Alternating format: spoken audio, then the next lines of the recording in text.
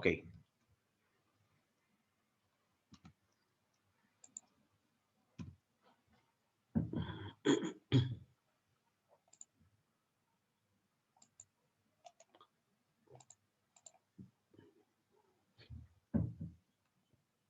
Okay, so let's continue our discussion.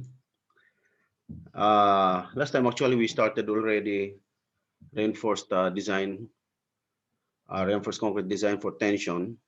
Yung nga lang hindi ko na parang hindi na post ko tsaka hindi na napasama sa kwan sa na save. So balikan ko lang. So makita nyo dito meron tayong kwan. Ito yung bagong kwan. This is the new combination from the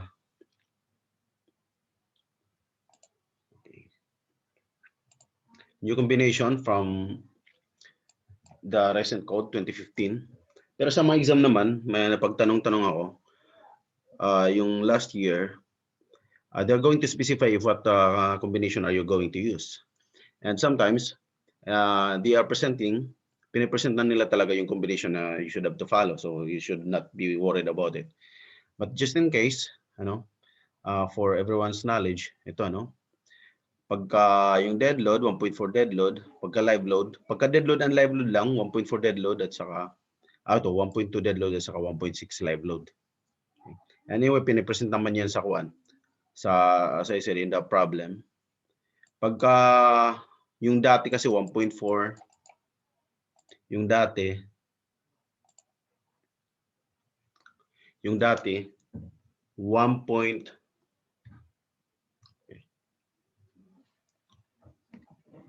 dati 1.4 dead load at saka ano yun?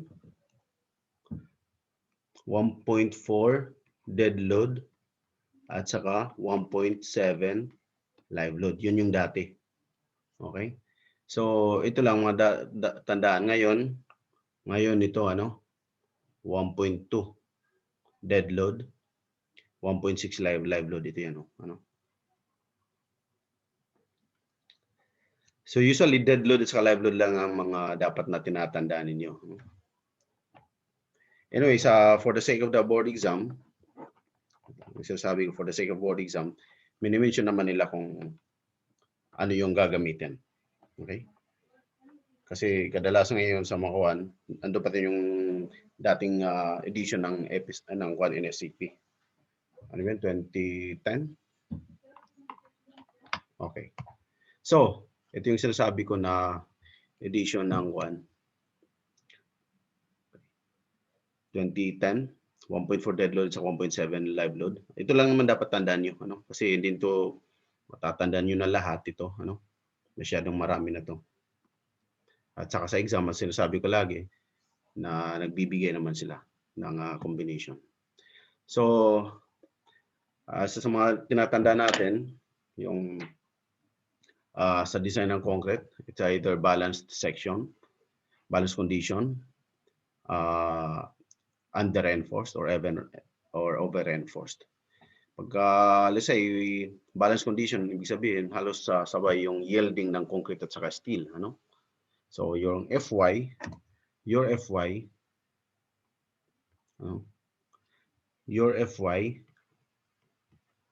is equal to FS. Yung FS, yun yung strength at service load. Parang yung actual, Parang yung actual.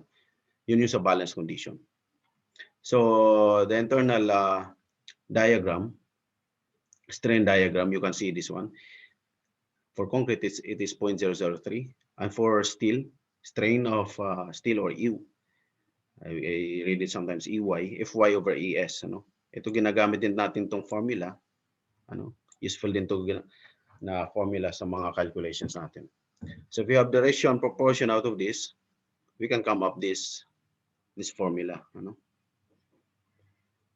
CB is equal to 600D over 600 plus OY, FY.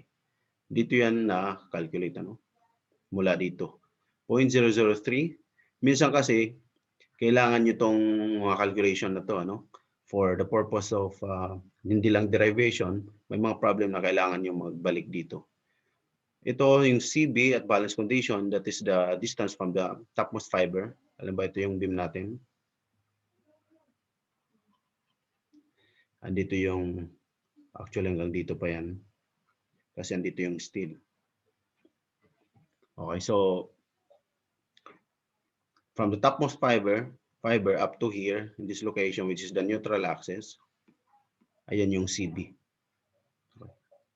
So, effective depth, the effective depth from the topmost of the fiber, topmost fiber of the concrete, I should say, of the beam, going to this reinforcement, distance is D, effective depth.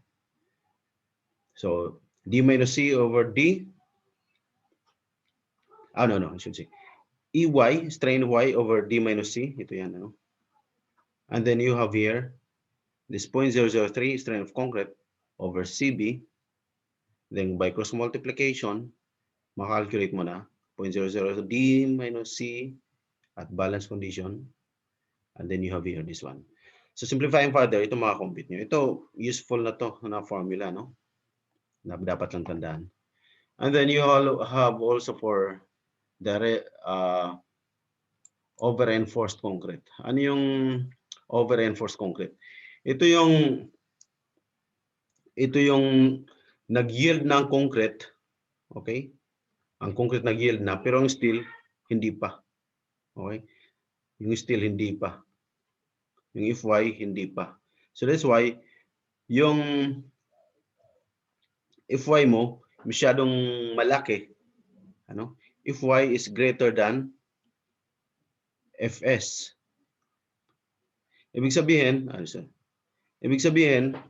masyadong marami kang reinforcement. Ano? Yung concrete mo bugbog na, yung concrete mo is already overstressed, but your steel bar still not yet reaching its yield strength. Ano?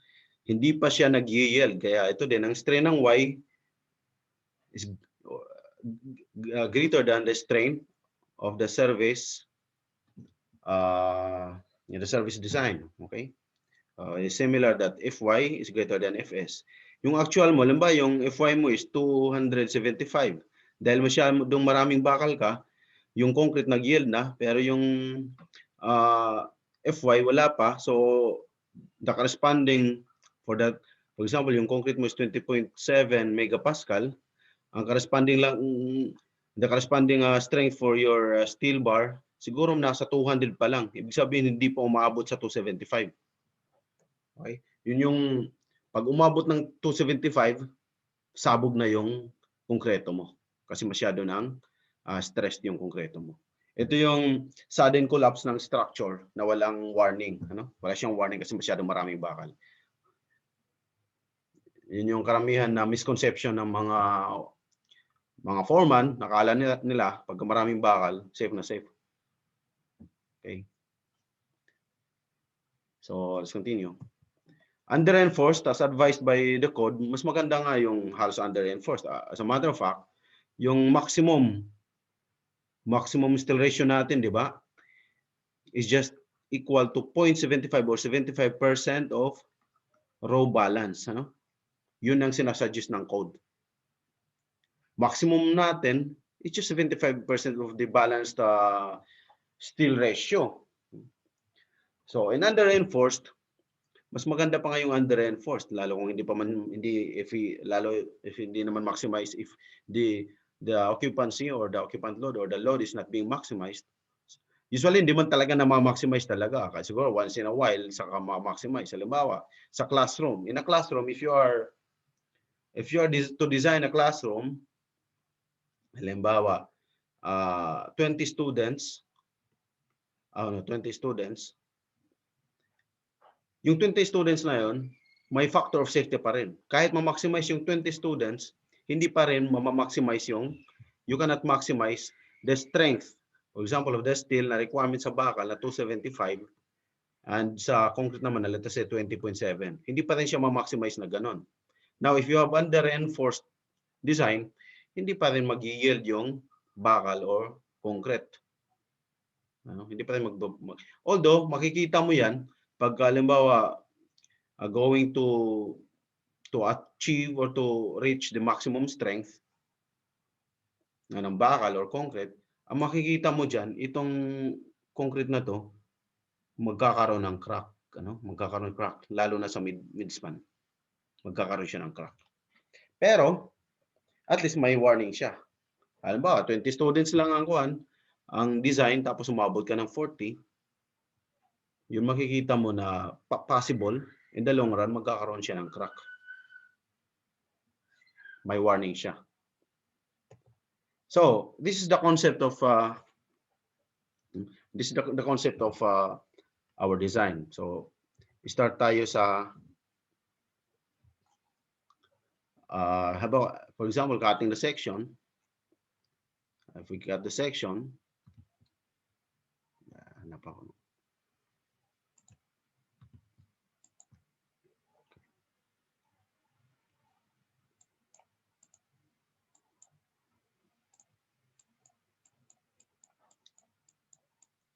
Okay. If we cut the section, if you have here,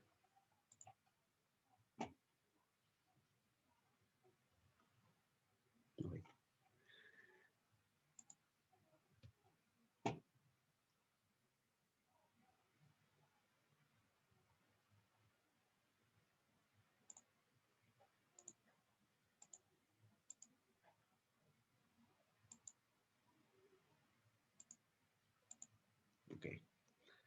Halimbawa, ito yung beam natin, ano?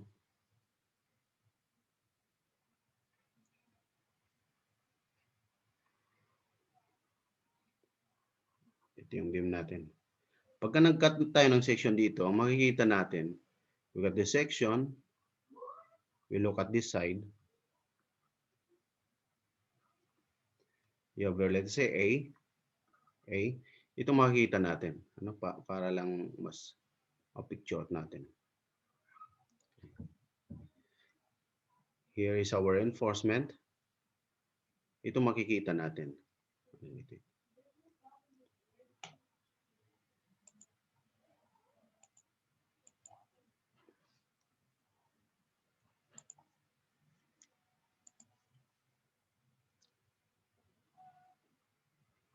Ito yung bakal natin. Andito yung neutral axis. Andito yung compressive block. Ito yung distance na A. At saka ito naman yung distance na sinasabi ko kanina na C. Compressive distance of the depth of the compressive block. Ito ngayon yung C na compression force.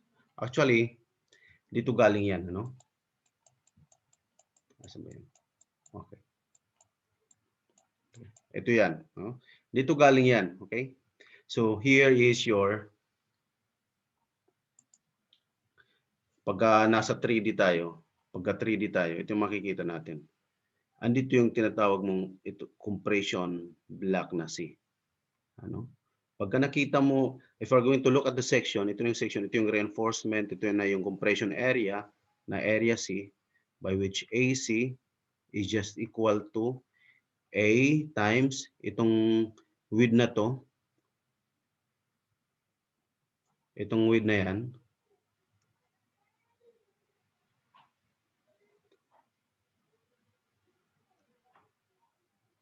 this width up to here is equal to B. Okay.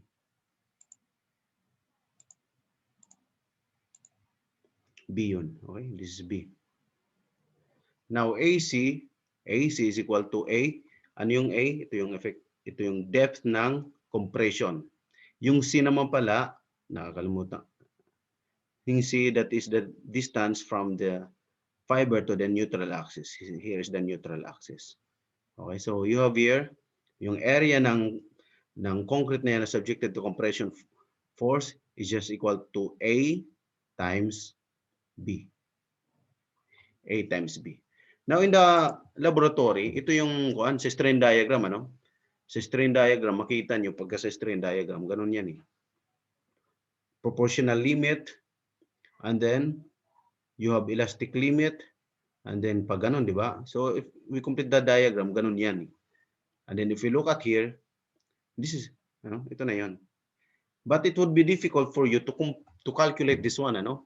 parang parabolic curve siya in a certain degree. So there is a conversion na ginawa siyang rectangle. Ano? Sa conversion na yan, instead na FC prime dito, ano, the conversion is 0.85 FC prime, tapos A na dito, ano, but this time is already rectangle. Now, if we are going to multiply this 0.85 to that AC or area of concrete, that becomes now the compression force. Ibig sabihin, C is equal to this area. Para rectangle na to, no? This now, rectangle na siya. It's parallelogram, rectangular prism. Ano? Mula dito, this is 0.85 AC prime. This is A. And then this one is the B. Ito yung area natin na sinatawag ko kanina na AC. Ito naman itong 0.85, okay? 0.85 FC prime. So therefore, yung AC yung C natin, yung compressive block is just equal to 0.85 FC prime and then times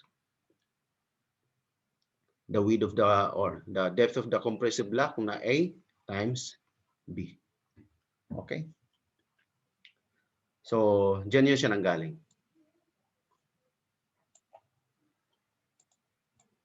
Okay? Ito yung sinasabi ko na kanina. Okay.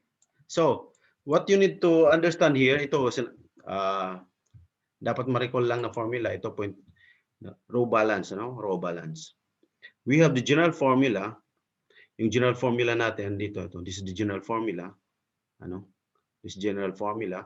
MU FC prime BW FC prime WBD squared 1 minus 0.59 W. This reduction factor, this is 0.9 for flexure. And then, actually, I'm not using this one guys. Mas kabisado ko to dito. But you can still use this one. You have to compute first Rn and then come back after using this formula.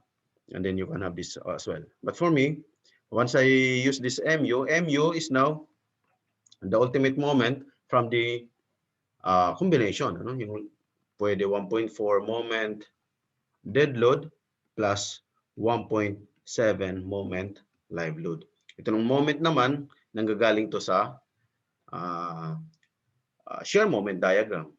Shear moment. Mostly sa mga board exam or sa mga problem board exam problem related, given na siya. Okay? So what else? If you have this,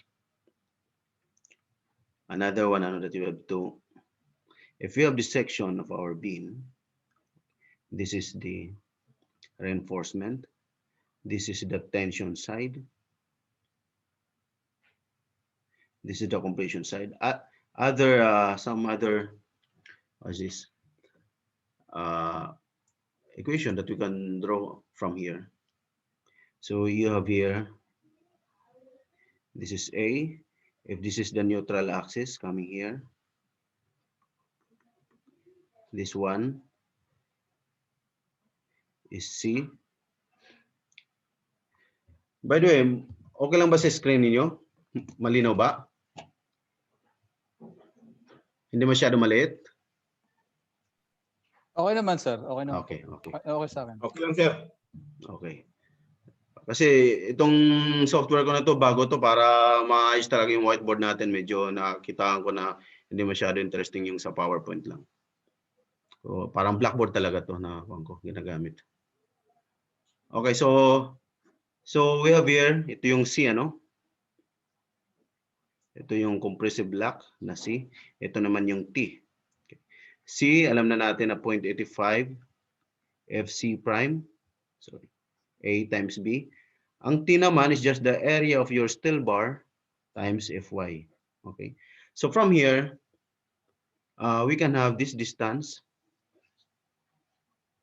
as D minus, if this is A, ito sa taas is A over 2. In other words, this one is D minus A over 2. Okay? So, from here, we can create her a formula again. Pag ito, ano, may moment ito dito. Ikot ito ng ganito. Okay, this is the internal moment, Mn. Okay, so Mu is equal to phi or reduction factor Mn. Ano? Phi is sa flexure is equal to 0.9. Okay, Mn is equal to, we can use C. It could be C times D minus A over 2. Okay. Or pwede rin, we can use T, 0.9 times T D minus A over 2. Pares pa rin. Okay, so depende lang sa given formula at depende din sa question. Okay, so I think ito lang yung kuan. Out of it, pwede din tayo mag summation forces horizontal equals to 0. Meron tayo dito. Okay. We can have here C is equal to T. C is equal to 0.85 FC prime A times B over or equal to AS times FY. If we are interested about A, we can just have this formula now that AS FY is equal to 0.85 FC prime times B. Or pwede din tayo mag-compute ng AS. Usually, itong mga tinatanong, AS, we can also use formula, 0.85 FC prime, 0.85 FC prime,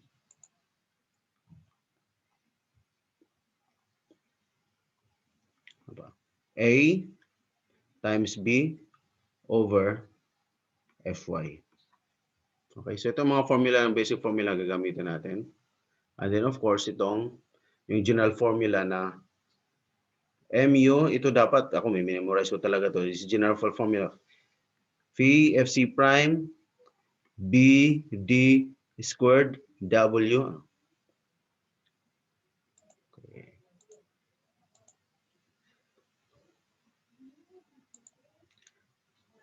W 1 minus 0.59 W. Okay, so what is this W? Actually, this W is the deflection control. Eh ba kino-control na yan, ano? It ranges from 0.810, ano? Mga 0.810 hanggang doon sa 0.2. Ito parang ideal siya. Of this formula, we can have the relationship of this W or this deflection control is equal to the Snell ratio times the ratio of FC prime over Fy. Okay? No, it's Fy over FC prime kasi para madali matandaan, ang W is around 0.18 to 0.2. Ang Snell ratio is lesser than, the Snell ratio is always lesser than, yung Snell ratio natin, laging maliit yan sa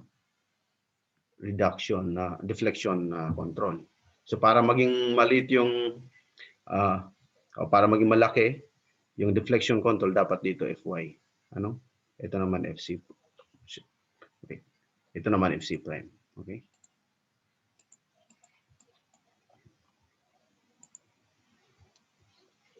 FC prime. Okay. In other words, pag ma-compute mo na yung W, next for you to compute is Snell ratio. Snell ratio is just equal to, ito cross multiplication, FC prime na. Okay. W mo na.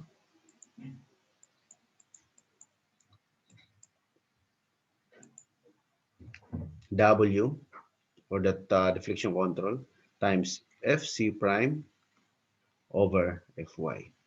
Now, if you have your Snell ratio, madali na makompute yung AS. Halimbawa, dito kayo nag-umpisa sa Mu.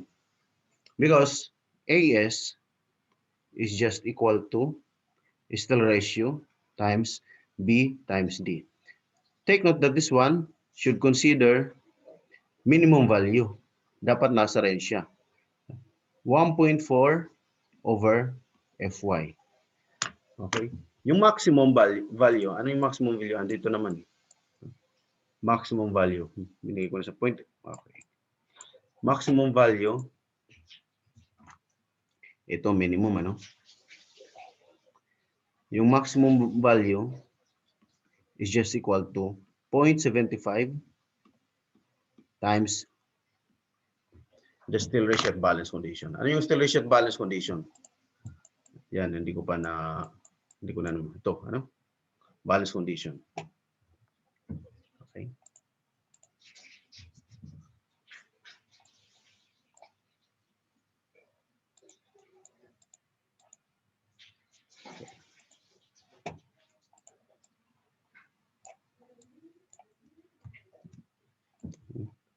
Balance condition is this one. Na dapat na lang natin tandaan. Okay? Okay, so we'll have example. Okay. Okay. Okay, so we'll have an example.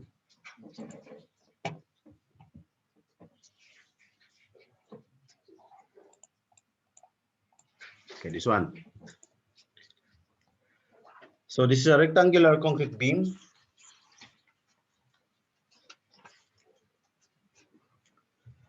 Rectangular concrete beam has a width of 250. Andito naman. The width is 250. And then your effective depth is to be computed. The total depth is 450. And the effective depth is given, actually ito, no? So effective depth is 375. D is equal to 375. And then FC prime is 27.6. Fy is 414.7. The total stellar area, it's already given. AS is equal to 810.75 square millimeter. What else? 50 effective depth FC prime. Okay. Determine the depth of the compressive or the compression block. So, una, drawing muna na to, no? Para mas madali makapag-analyze. So, effective depth 375, AS is given already, then you will have here. So, for you to compute the compressive block, we can just, assuming still yields, sum of forces horizontal is equal to 0. Ano yung mga forces horizontal? C at saka T. Okay. C at saka T. So what is C? So you have C is equal to T. C is equal to 0.85 FC prime A times B, and then you have equals.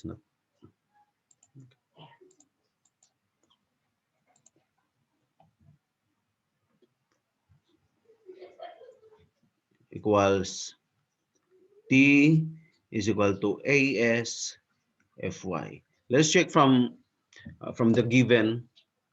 So meron ng 0.85 if C prime is given. A is not given. Of course, we are interested about compression block. Ano yung compression block? Ito yung C. Ano? Ito yung C na kinocompute natin. Out of A, we can compute because A is just equal to C. Okay? So, what else? You have here Fy, AS is given, so we can substitute.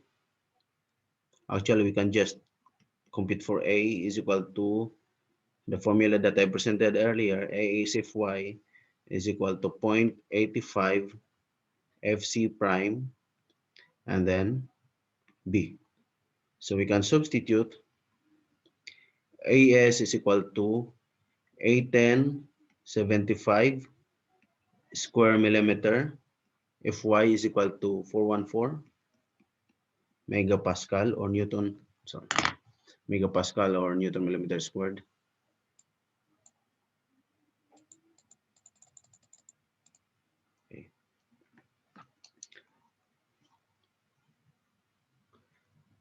And then you have 0.85. FC prime is 27.6. B is equal to 375. Okay. Yung megapascal dito at saka yung 414 megapascal magka-cancel out na lang. That is why your A is equal to, kung try niyo pag-calculate, that is 132. Try niyo ha kung tama. 132 point. Check niyo kung tama. 58. Tama ba? Okay. So, what is now the value of the compressive block? C. Okay. From the formula that A is equal to beta C, you have C is equal to A over beta. So you have A is equal to 132.58 over beta na 0.85. So you will have 155.98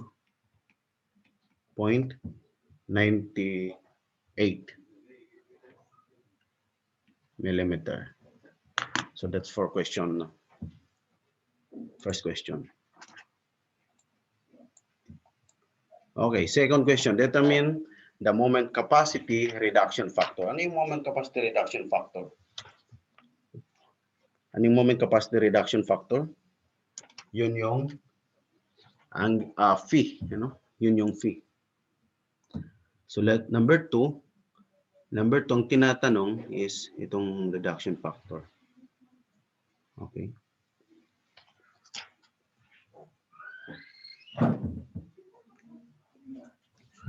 Okay, so yes. Oh. Yung pong sa yung 0.85 FC prime B. Yung B po 250 ba yan? 375 eh. Opo, yung size na FC prime is 27.6. D Yung B effective po. depth. B is kwanto? 250. 250. 375 yung nakita ko. Okay. Ito, sorry. Tama. Pero kung 250, tama yung sagot, ano? Tama po, Sir, sir. tama naman. Nakita ko 375 yung effective depth pala yan. Very good. Okay. So this one is 250. Okay? Pagka 250, tama, ano? Check nyo nga. Tama po. Tama, sir. Okay. Tama, sir. Okay, Tama, okay. Thank you. So, tuloy natin. So, reduction factor. Ito ang tinatanong dito. We start with our strain diagram. Yung strain diagram sa loob. Ito yung beam natin, ano?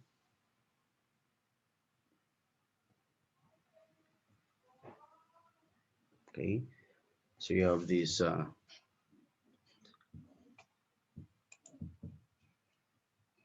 ito yung effective depth na 375. Okay. And then you have here yung neutral axis. Na-compute na natin yung neutral axis distance na equal to 155.98. Ang tinatanong kanina, compressive block, depth of the compressive block. The depth of the compressive block is A, okay? Baka kinumpit ko na kaagad dito yung C. Ito yung depth ng compressive block. Ito yung C. Okay. Andito yung ang compressive depth ng compressive block. Ito yan, ano? Ito yung A. Okay. So ngayon, I'm going to present the internal diagram, strain diagram. Ito yung we can see the strain.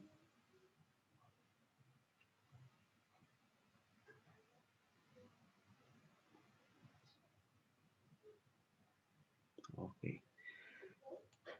Alam naman natin yung strain ng concrete, ano, yung EC is equal to 0.003.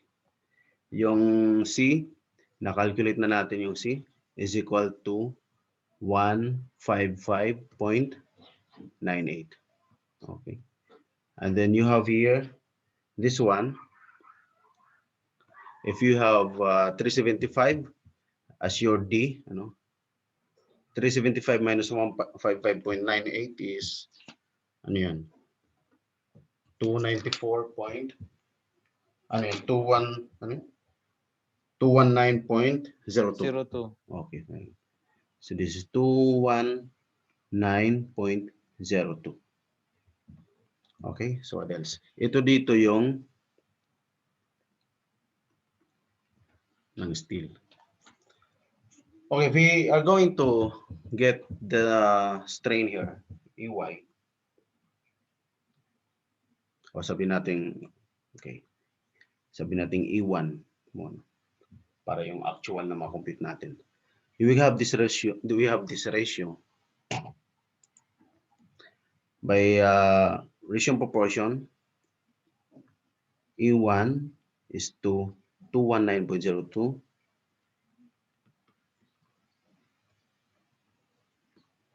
equals to this 155 or 0.003, 0.0 this one, at saka itong this triangle, this base and then the triangle.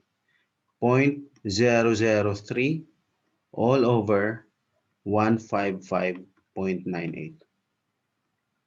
Okay. So we can have, we calculated 0.00 42125. 42125. Okay. This is greater than 0.002. Kasi sa graph, may kinoconsider siya na hindi ko na ipakita masyado yung graph. 0.002. At saka, it should be the range between 0.002 at saka less than din siya ng 0.005. In between siya. Okay? 0.004 is in between 0.002 and 0.00125. Now, the actual strain, 0.005 I should say. The actual strain, alam naman natin yung formula, is equal to, Fy. Ito parang service load to, Ito yung actual na, ito yung parang service load. Parang ES, okay? Console BAES. EY, yun yung the strain at the yielding point. With Fy is equal to 414 over ES. Modulus elasticity of steel. Ano yung Fy? Given naman siya, Check natin. 414.7. Okay. So we have here 414.7 megapascal. Actually, kahit hindi na natin lagay megapascal kasi magka-cancel out lang siya sa ES. You have the modulus elasticity of steel is 200,000 megapascal. Ay, sorry. Ito cancel out lang. Kaya nga ang strain is a unitless has a unitless figure.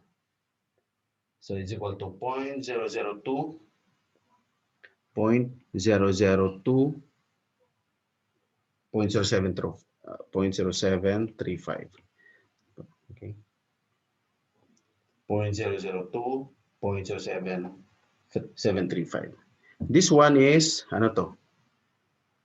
mas maliit doon sa E1.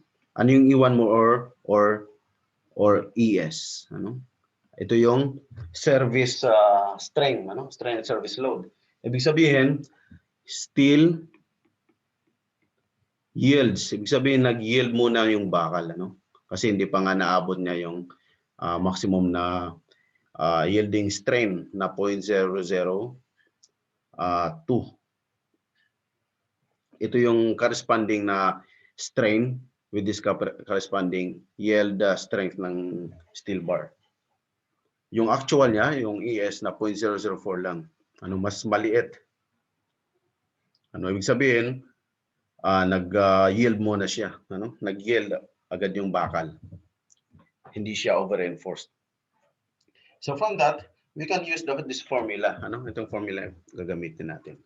With that condition, nasa steel yield, we can use this angle, pagka nag-steel yield, or reduction factor is equal to 0.65 plus E1 or ES minus 0.002 is equal to 250 over 3.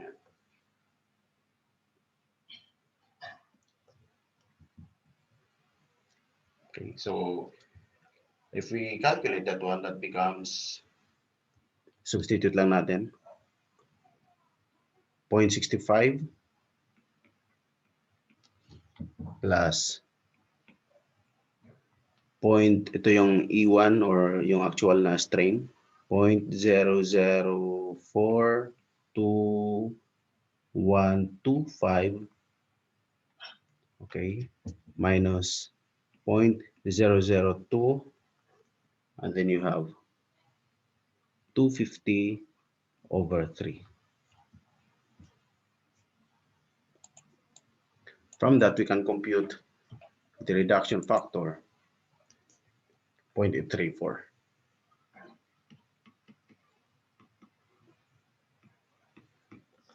Okay. The next question is determine the safe live load that the beam could carry in addition to a dead load of 20 kilonewton meter if it has a span of 6 meters. So given na yung dead load na 20 kilonewton meter, ang sasagutan na lang natin is compute is the live load. Okay. So, okay. We can start with, we know this formula, MU. Kasi if we can compute MU, then we can compute, MU is the total combination total combination of dead load and live load. If we compute MU, which is equal to phi, AS Fy, if we use T, and then you have D minus A over 2. In this case, our reduction factor is 0.834. And then you have AS is 810.75. And then we have Fy is 414.7. Okay, and then you have D is 375 minus A, we computed earlier to be 132.58. Na-compute na natin kanina. A over 2. So therefore, MU is equal to 200.2 times 10 to the power of 6 Newton millimeter. Or we can say 200.2 kilonewton meter. Now, we know that for a simply supported beam man ko na to sabi, this is a simply supported type of beam, we have the maximum moment is equal to WU over L squared 8. The problem mentioned that it has a span. Determine the safe live load that the beam could carry in addition to a dead load if the dead load is 20 kilonewton per meter and the span is 6 meters. Okay. Now, with the span is 6 meters, so we can compute, you have 200.2 times 10 to the power of 6. This is Newton millimeter is equal to WU. We don't know yet. L is equal to 6 meter. Okay, we can, 6 meter squared all over 8. Dahil meter ito, dapat kilonewton meter din dito. Pwede natin tanggalin itong, we can remove this one para kilonewton meter na lang siya dito. Okay, so this one is kilonewton meter. If this one is kilonewton meter, in other words, that our W is equal to kilonewton per meter. This one is 44.48 kilonewton meter. Alam naman natin na W, WU is equal to 1.4 W dead load plus 1.7 W live load. WU, or the ultimate uniform load, is already computed, 44.48. This is kilonewton meter. And then you have 1.4 W dead load.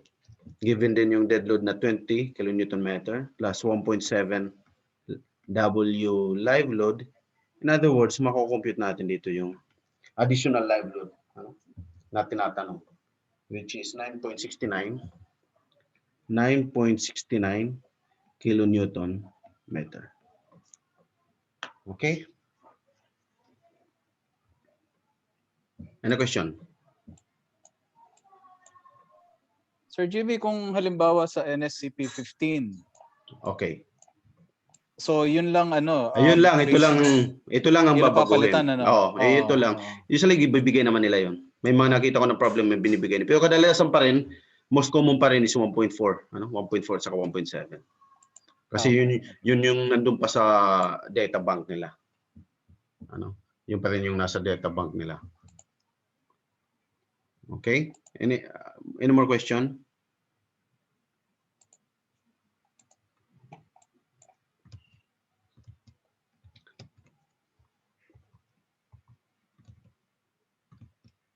Wala na? Tanong? Pwede? Okay.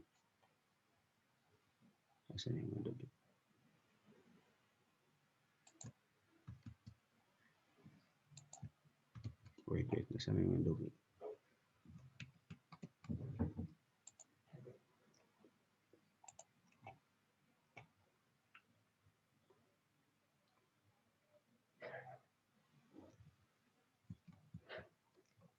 Wait lang ah.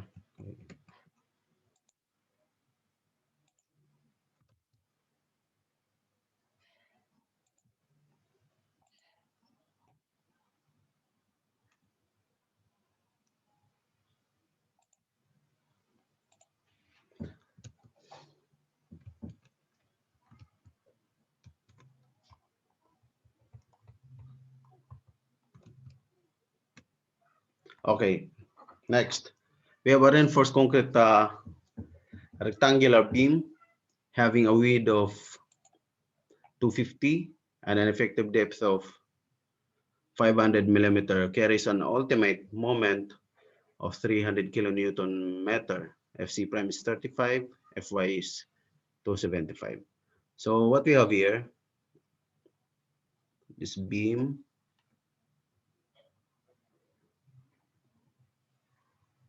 okay, you have here 250, and then you have, usually ang kuha natin, kino-consider natin na location is nasa midspan lagi. Kasi pagka nasa support, yung reinforcement naman nasa taas. Pero most common, kino-consider na natin sa midspan. Andiyan yung pinaka tawag nito, maximum na critical location pagka sa bottom bar. Usually ang dinidesign natin sa mga problem yung bottom bar. Pero the same concept lang din naman siya ng nasa top bar. Pag top bar nasa support. Okay, so effective depth is 500. Okay. Then you have given is MU is 300, FC prime is 35, Fy is 275. Which of the following or compute the value of the product. This one, parang ine-interpret mo pang yung question eh. Product daw siya ng steel ratio. Ano yun? Product ng steel ratio at, okay, the product of the steel ratio and the ratio of the yield stress to that of concrete. So this, meaning this is a formula. Ito yung actually yung deflection control, yung tinatanong sa letter A. Okay.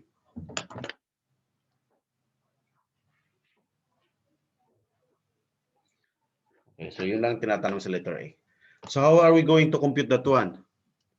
Okay. Meron naman tayong general formula na MU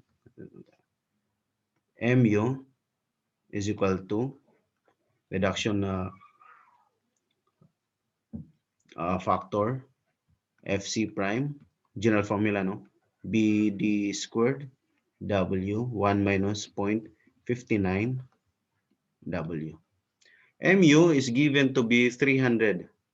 So you have 300 kilonewton meter times 10 to the power of 6 Newton millimeter na natin para wala na tayong conversion. This is 0.9 for flexure. FC prime is equal to 35. And then you have B is equal to 250. And then you have D, which is equal to 500 squared. Hindi ko nakalagay sa baba. W, 1 minus 0.59 W. So we can have this W squared. Ako na yung calculator.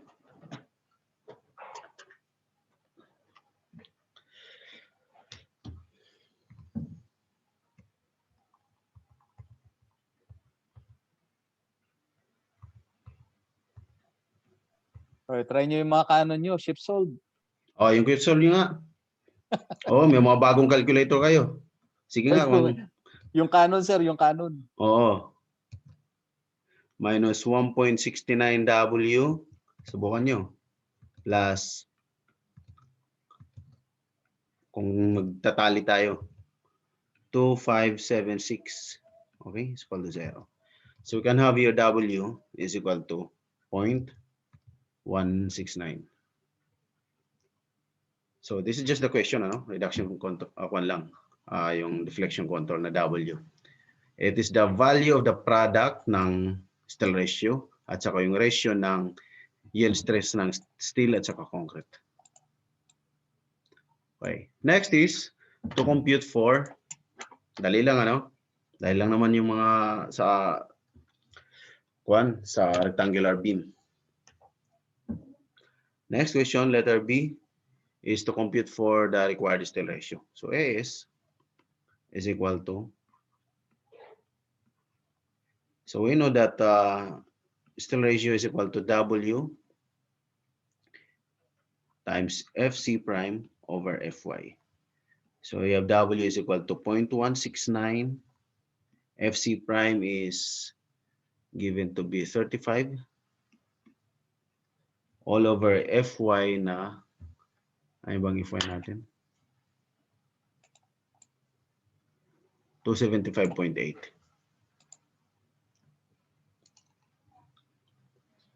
275.8. Okay, this is megapascal, this one is megapascal. So mag-cancel out lang siya, is equal to 0.021. Try nyo, baka mali yung calculation. 0.214467. So if we have steel ratio, then we can have 0.00214467 multiplied by B na 250 at saka yung D na 500. Then therefore, we have 2681 square millimeter. Okay, third question. Compute the steel area. Ito na pala steel area. Ito yung letter B ang steel ratio. Okay, so ito yung letter B. Ano? Ito yung letter B pala. Ito yung letter C. Okay? Tanong, wala?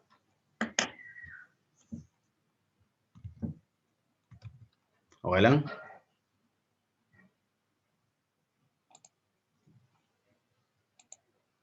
Okay. Let's continue.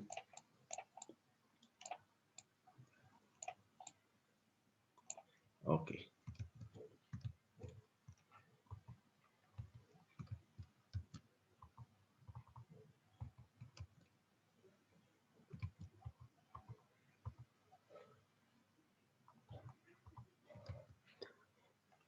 Reinforced concrete beam has a width of 300. Kahit hindi na natin na-drawing, ano? Has an effective depth to the tension reinforcement 618. A compression reinforcement, if required, will be placed at depth of 60 millimeter. Kung meron siyang, ano, if it's doubly reinforced or there's a reinforcement for compression. And then the depth is FC prime is 30, Fy is 410. If the beam is to support, okay, this is kilonewton meter. This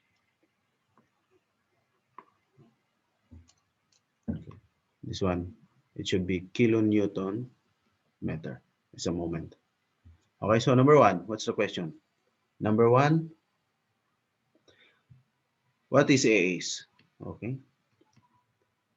We can compute AS if we have still ratio and then you have BD. You have B and D, we need to compute reduction factor.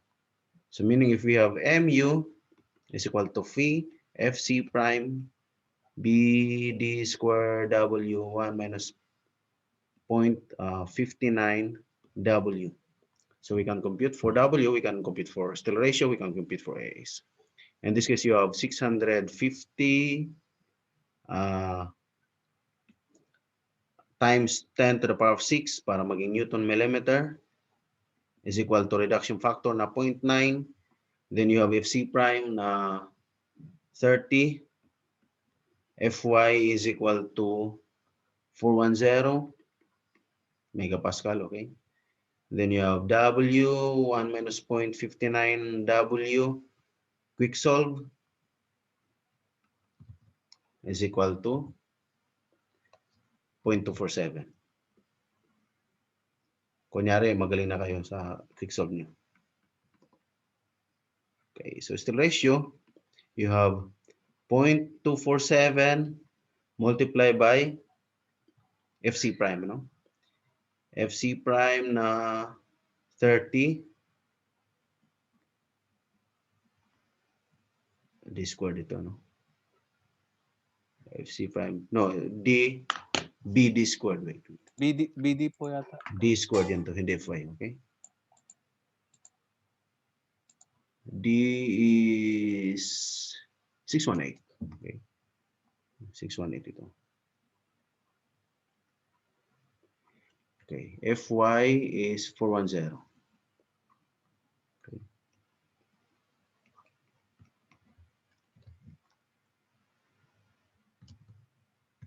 So that is 0.0. So still ratio is equal to 0.018. So pagka may still ratio, makompute na yung AS dito. AS is equal to 0.018. B is equal to, wala dito yata ang B, di ko nakita. 300, ano? Insert nyo dito 300. This is phi FC prime BD square W, ano? Mayroon doon 300. Okay. This is 300. D is equal to 618. Okay. So what is the area?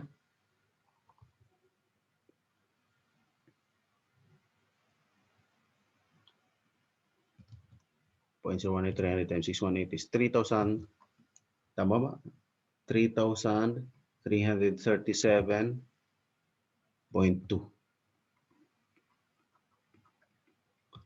But of course, you have to check. Ano, ito dapat i-check nyo, ano?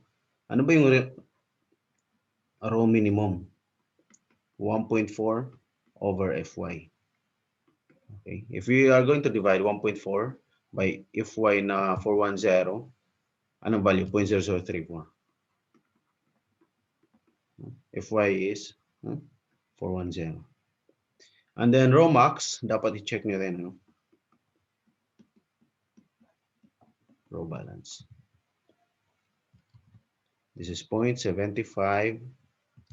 O balance is 0.85. FC prime, beta times 600. And then you have Fy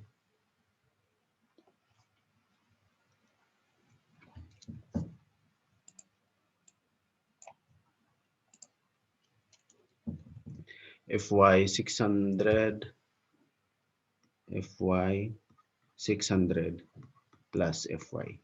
So ito, magkakamap to ng value na 0.0236.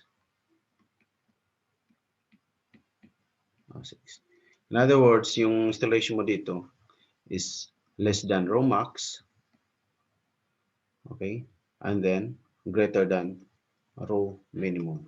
So okay lang yung ginamit natin na 0.018.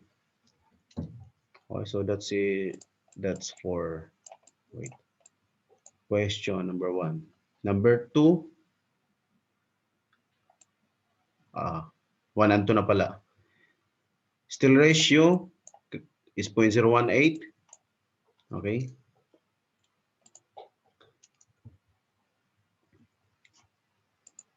Okay, this one, still ratio for letter A. And then this AS, ito naman,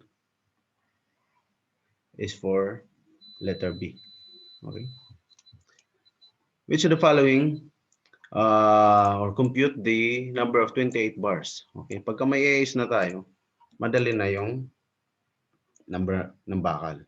N is just equal to AS over yung A, ano ba yan, 28? Okay, 28 ba yan? 28. Okay, so we can calculate.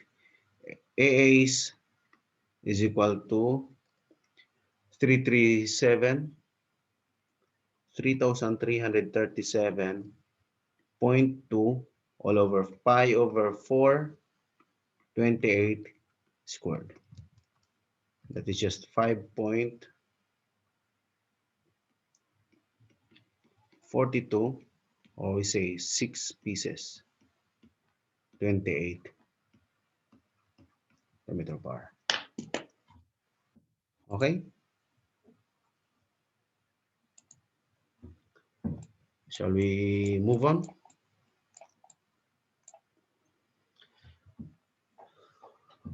Walang tanong? Okay lang? Okay, so we'll continue. So one-way slab.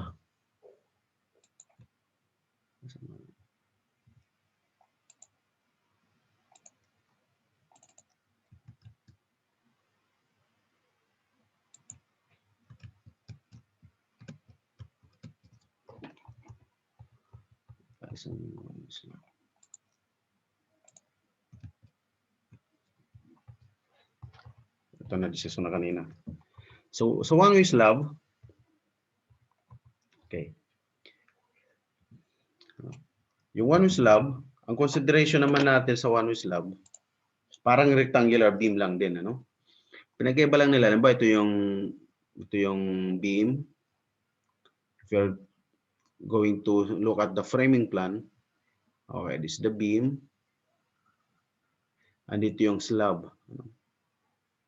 So, two sides lang yung may beam. Ano? Dito lang may beam na side at saka dito. So, yung reinforcement dito is one way lang papunta doon. Ano? Okay.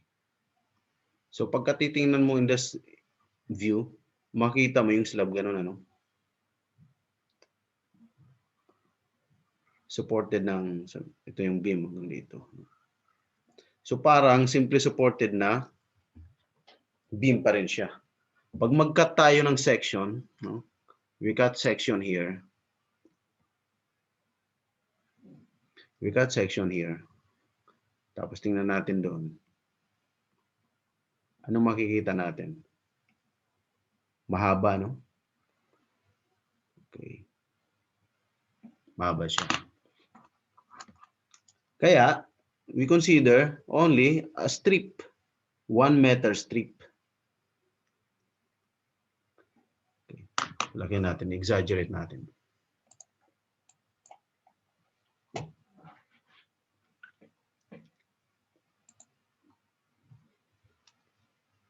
So, pag exaggerate natin yung laki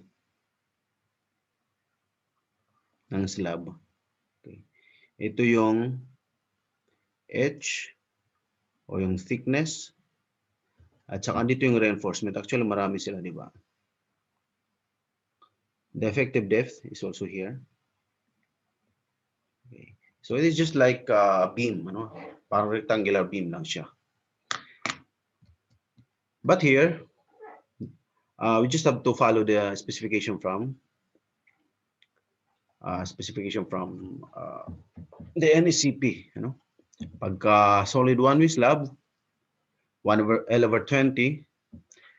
Pag simply supported, I should say 1-way slab L over 20.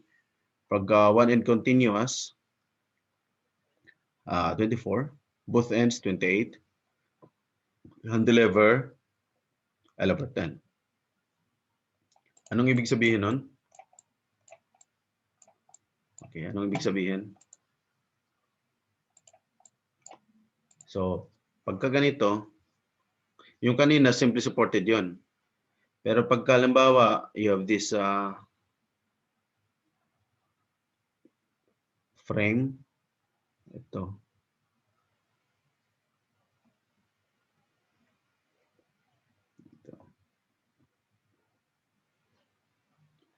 One way, ano? Pwede din one way din ito. Ito, isang end nito, one end of this one is continuous. Ibig sabihin may kadugtong dito. This end, okay, is continuing up to here. May siya kadugtong. One end lang. Pero kung may dugtong pa dito, okay, this slab, this one-way slab is both end or both ends. Ano, may mga reinforcement pa siya dito. Both ends na continuous. Pero ito naman, walang support dito, so that becomes cantilever. Okay, so this is cantilever, both end continuous, possibly this one is one end continuous. Pagka sa mga landing, karamihan sa landing, yun yung mga simply supported beam. Simply supported na one-way slab. Okay, so let us continue. Let us try this example.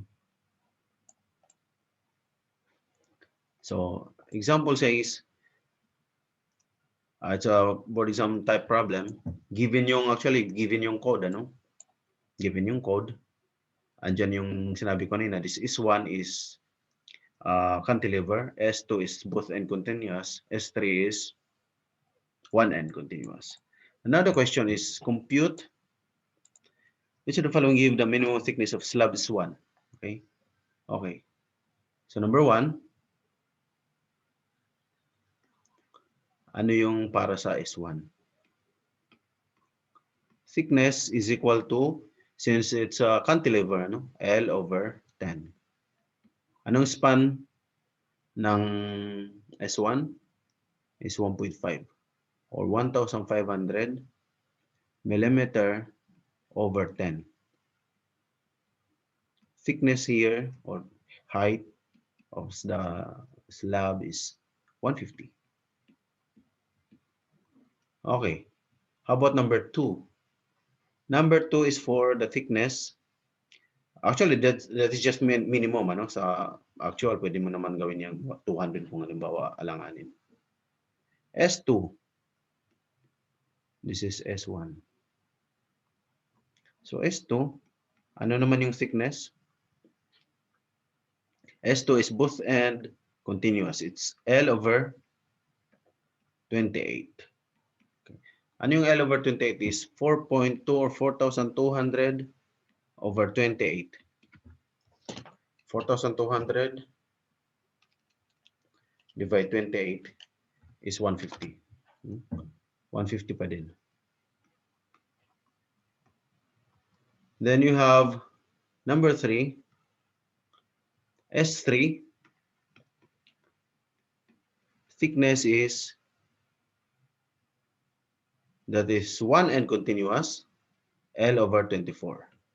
Okay. S3 is one end continuous. L is 36 or 3,600 millimeter over 24 is equal to 3,600 divided 24 is also 150. So, pwede siya tuloy-tuloy 150. Kung nagkataon, halimbawa, this is 140, 150, 160, siyempre gagamitin nyo yung maximum na thickness para safe yung iba. Okay? So, madali lang to. Okay. Okay.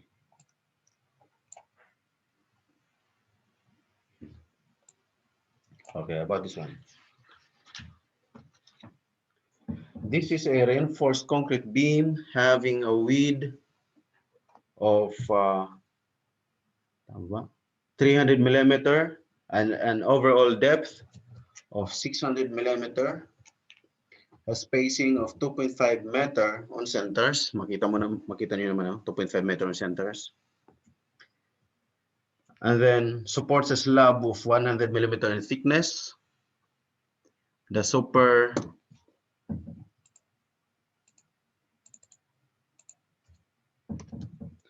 superimposed dead load is 3 kilopascal, including floor finish, ceiling fixtures, etc. Live load is 4.8 kilopascal. Okay. If column E and H, ito pagka itong E and H is tinanggal, omitted, such as the BAHK, itong BEHK, ito, supports the beam DEF at saka GHI at H. Okay.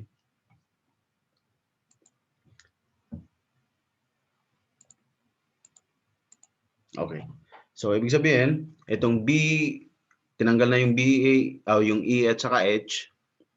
Yung BHK will support now DEF at E and then GHI at H. In other words, yung BEF parang girder na siya. Itong BAHK, BK na lang siya. So, the question is, compute the ultimate load, kilonewton at E induced by beam DEF. What's the ultimate load at E? Itong sa dito, anong ultimate load dito sa E? Number 2, compute the ultimate load at H.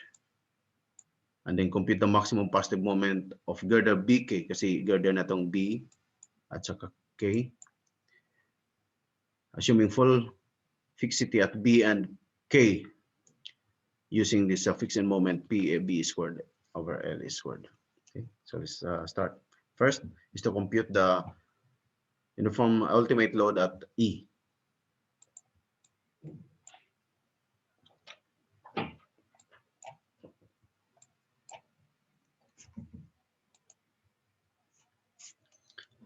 So how are we going to okay, let us analyze. Number 1, what is the load na sa E? If you are going to take a look, sa E, tributary area na i-carry niya is half of this one and then half of also of this one. Kasi ang kini-carry niya is yung beam DEF. Okay? Beam DEF.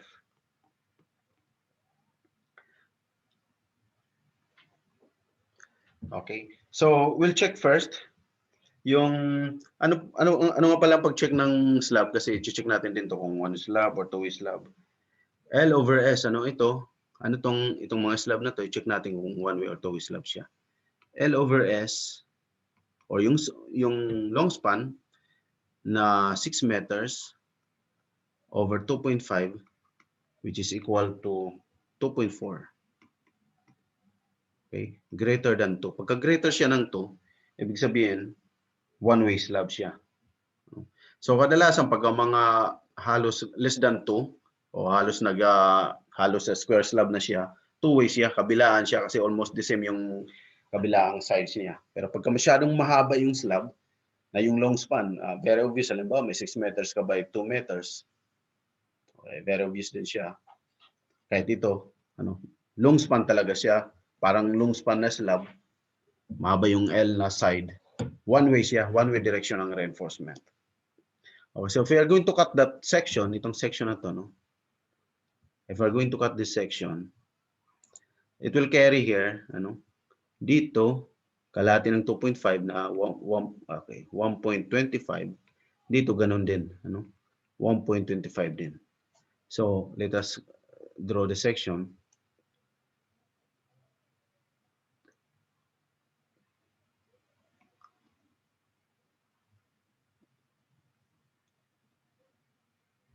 Okay, so this becomes 2.5 According to the problem, the thickness of the slab is 100. Okay. And then the concrete beam, yung concrete beam, 600 yung total ng thickness. So, big sabihin from here is 500. Okay. And then your width is equal to 300. Okay. Okay, let us compute. What's the live load? Yung live load is 4.8. Ang superimposed dead load is 3 kilopascal. Okay.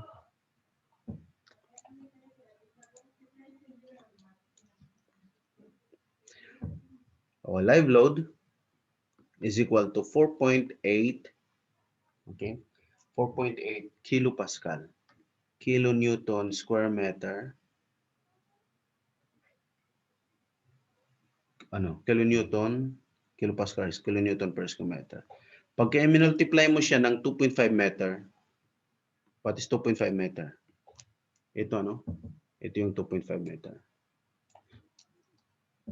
Magkakaroon siya ng uniform load. What's that uniform load? Ito yung uniform load na ita-transmit along this span. Okay? So makita mo yung beam na yon. Okay, ganun. Okay. Dito, ang nagsusupport dito is yung E. Okay? Ito na yung girder na BHK. Ito naman yung D. At saka ito naman yung F. Pagka minultiply mo, yung 4.8, take note this one is live load, 4.8 times 2.5, ito yung magiging uniform load na 12 kilonewton meter. 12. So this one is 12 kilonewton per meter. Okay? So what else? How about dead load? Live load pa lang yan. Okay. So about our dead load? This one is for live load, and for dead load you have here. Thickness of the slab. The slab is 100 millimeter. What's the unit weight of concrete? Pag hindi binigay yung concrete, usually 24 binibigay nila is 23.5 something. Okay, but if it's not given, alam naman natin yung specific gravity ng concrete na 2.4 times unit weight of water. 2.4 unit weight of water is 9.81 kilonewton cubic meter. I-multiply mo siya ng thickness ng slab na 0.1 meter. Tapos i-multiply mo siya ng 2.5 meter.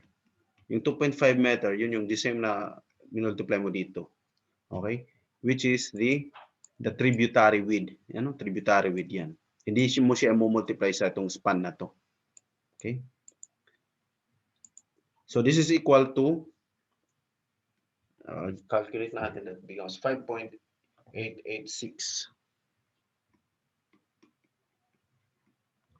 5.886 kilonewton meter. That becomes a uniform load. Okay, next, you have the beam. Okay. Yung beam, ito na lang, 500 na lang. 500 kasi na-compute na natin yung slab. At saka 300. So the same, unit weight ng concrete is 2.4 times 9.81 times 0.5 meter times 0.3 meter. Okay? Wala na. Is equal to 3.532. 532 kilonewton per meter. Okay? Take note. Hindi pa to moment. Next is yung superimposed dead load, which is equal to, ano yung sa problem? Superimposed dead load. Superimposed dead load is 3 kilopascal. Mumultiply mo lang yan siya ng width ng beam. So this is 3 kilopascal or kilonewton per square meter multiplied by 2.5. So you'll have 7.5 kilonewton per meter.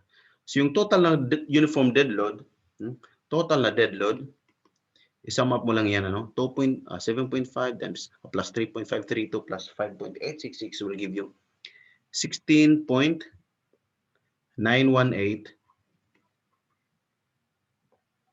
kilonewton per meter. Okay? Now,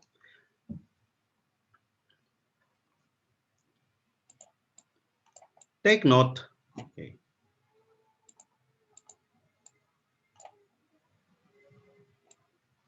Move it dito.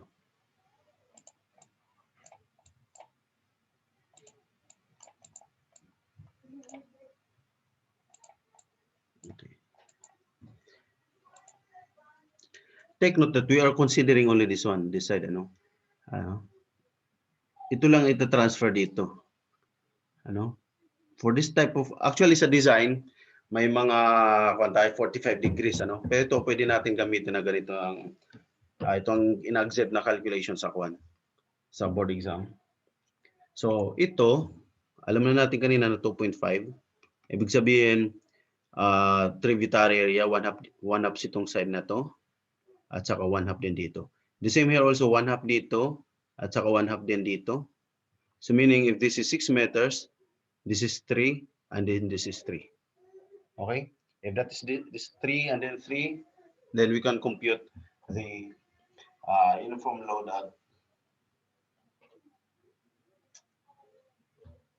that point E. So what is the ultimate load at E?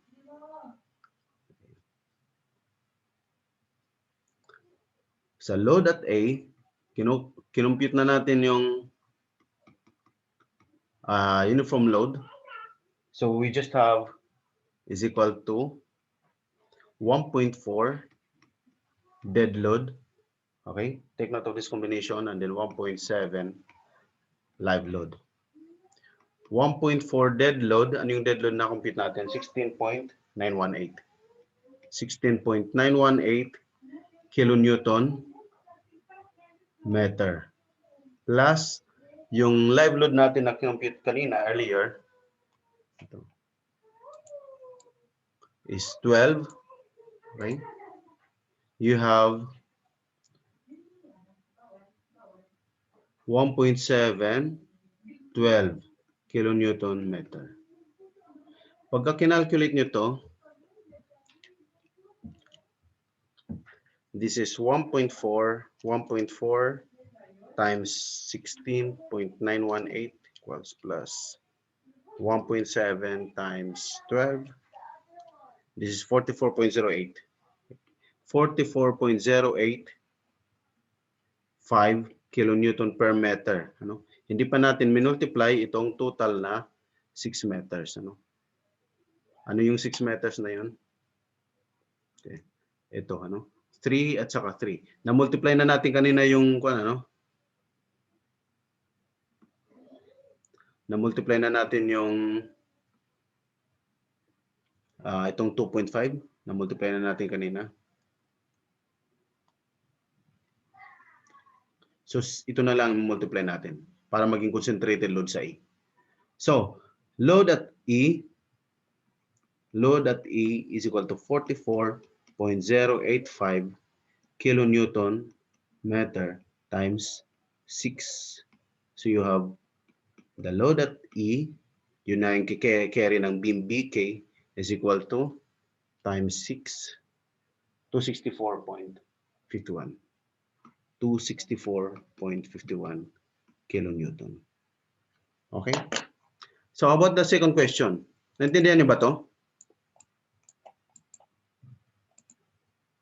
Okay lang? Naintindihan niyo to?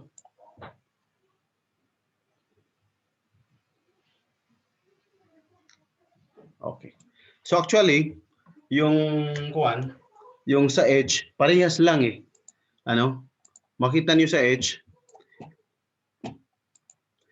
Okay. Here it's 2.5. Dito sa edge, ganon din. If we're going to measure this one is also 6 from here. It's also 6. Okay. Ito, ganon din kasi the same dimension din. Ito 5 din. So in other words, the load at H is just equal to the load at E. Parehas lang siya. Okay? So, ganun din, ano? E and H is just equal. E is just equal to H. Ano? Parehas lang siya. 264 pa din. So, our concern now is just to compute for letter C. Yung letter C, anong question? Compute the maximum positive moment of girder BK assuming full fixity at B and K. So, kung drawing ko, no?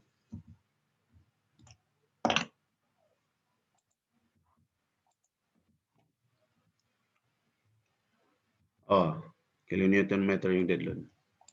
Na-correct ko na yata yan. Okay, dead load. Yan, kilonewton meter. Kilonewton per meter. Message surface. Okay. Minsan, mas maganda na open nyo na lang yung mic kasi pagka message hindi ko nakikita. Baka delayed na yung maging reaction ko.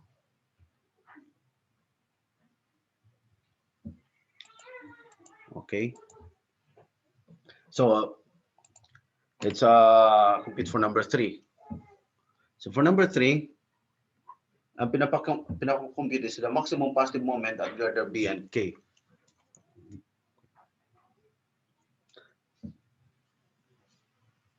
So B and K, ito yung beam. Okay. Andito yung B.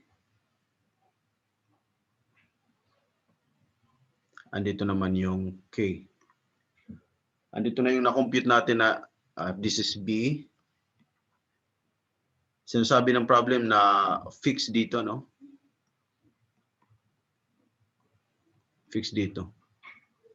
This one is K. Andito yung B, E, H, K. Andito yung E. Andito rin yung H. Okay. So this is B, this is E, this is H. Okay. Span is 2.5 in between. This is also 2.5 and this is also 2.5. Okay, so this is the load here as we calculated earlier, 264.51. The same with here, 264.51. Okay, this is 264.51 to 264.51. In other words, yung load dito, ganun din, ano? Add mo yan, times 2, divide 2, ganun pa rin, 264.51 din dito, kilonewton, take note. This is also 264.51 kilonewton. Okay, out of here, we can compute the shear moment diagram. Actually, may kwan siya, ano, tawag nito, given naman yung fixed end moment, andito sinasabi, the fixed end moment is equal to PAB squared L. Ibig sabihin, moment sa B and sa K. So, how would we reflect that one? So, pakita natin. Kung draw tayo ng shear moment diagram, okay, ito. Sa shear diagram, madali, ano? Kasi alam natin na mayroong pataas na 264.51. Ito pataas to, ano? 264.51. Up to a certain point here, ano? Dito, 264.51 din. You have 264.51 dito na pababa, so magsi-zero lang siya. Tapos dito, the same na all throughout here, ano? Tapos pagdating dito, pababa rin ng 264.51. Okay? And then straight here, kasi wala bang load. Then you have here going up to 64.51. Okay, so shear load, okay lang yung shear diagram. Okay? This is shear diagram. But the question is to compute for the maximum positive moment of girder BK. So anong maximum positive moment here? Okay.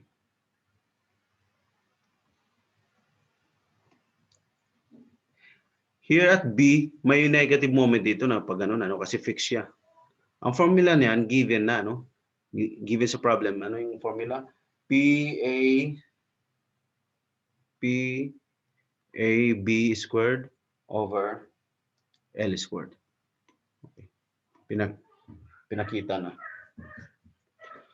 So since we have two load, dalawa siya, ano? Itong P kasi para sa isa lang. Summation is equal to, hindi ko na lagay negative. I'm no longer to write negative kasi ito considered as negative yan. Ano? Ganito rin sa baba, negative din. So this is equal to, okay, you have P is 264, 264.51. A is, pagka ito ang gamitin mo, yung A mo is 2.5, ano? If this one, if we are going to calculate first this one, dalawa siya, ano? Ito muna. Okay, ang A natin is 2.5. So here, our A here is 2.5. Yung B is the remaining na 5 squared over L squared na 7.5. Okay? Now, plus. Ito naman sa kabila, ito naman. Ang A naman niya, ano? Ang A naman niya is ganoon din. Okay? 5 naman. Okay? Ito naman ang 2.5 plus 2.5. So this becomes 264.51. Ang A niya is 5. Ang B is 2.5 squared. Nagkabaliktad na. Ano? All over 7.5 squared. Okay? So we can have this value is equal to negative 440. Negative kasi nga of this direction. Ano? Yung fixed in moment, negative lagi yan. 440.85 kilonewton meter.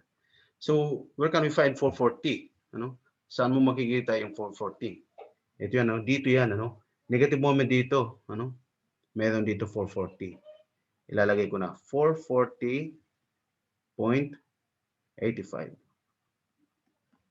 Ganon din sa kabila, 440.85. Okay, how are we going to compute the moment, the positive moment? Ano? Ito. What is this value? Okay.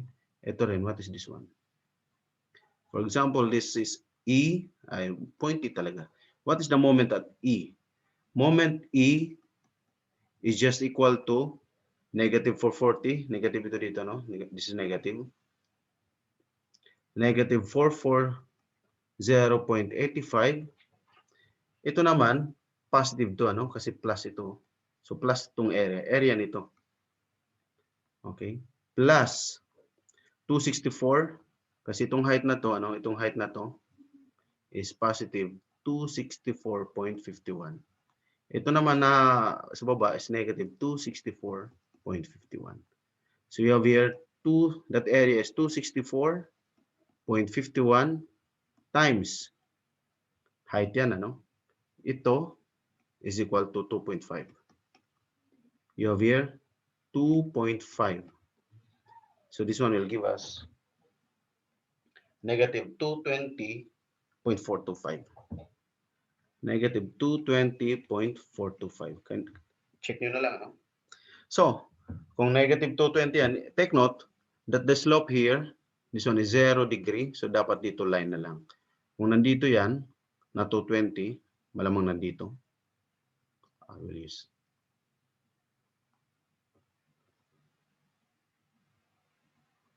Okay. So, ito yung moment niya.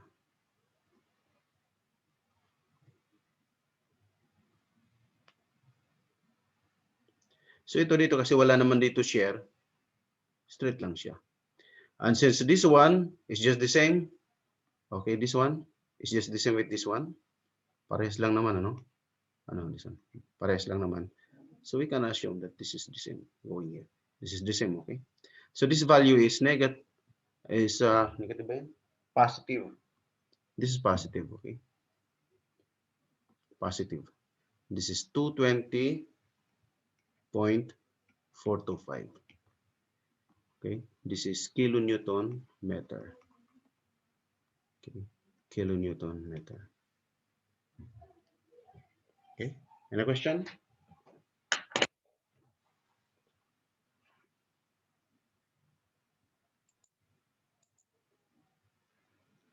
Any question?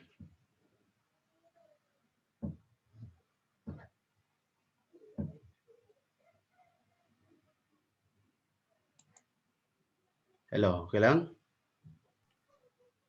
Yes, sir. Medyo naguluhan lang po ako dito sa ano. Sige, linawin natin.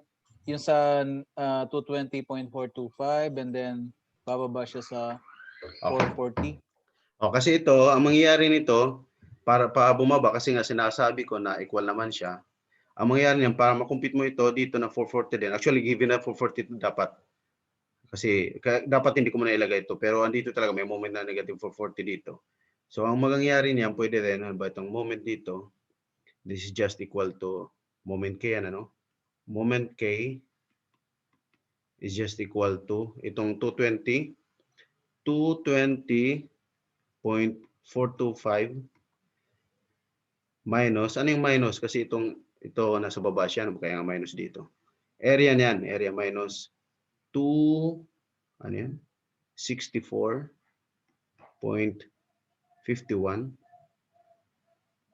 times 2.5. I'm sorry. Ano yung 2.5 na yan? Ito yan, ano? Area lang ng rectangle. So, dapat ang sagot niyan is negative. Ito, negative 440.85. Dapat negative yan. 440.85. Try natin pag-calculate. 220. Okay na? Check mo. Okay na po. Okay na. 264.51 times 2.5. Okay, tama. Kasi dyan, makita pa lang natin na kahit hindi na natin i-calculate actually kasi nga symmetrical siya, no? Ito, parehas siya dito. Parehas din dito. Okay? Okay po. Thank you po. Okay. Hanggang dito na lang muna tayo. Medyo may kuwan ako. May sunod na schedule na kailangan ko. Anyway, ahead man tayo sa time. Okay lang? Okay po sir, okay lang. Okay. Maliban lang kung may gustong linawin kayo. Okay, so ganoon na lang Medyo nag-adjust ako dito sa may writing pad ako eh. Nag-adjust ako sa ginagawa ko. Pero at least parang mas okay na siya. May kwan talaga siya, may writing pad, may pen.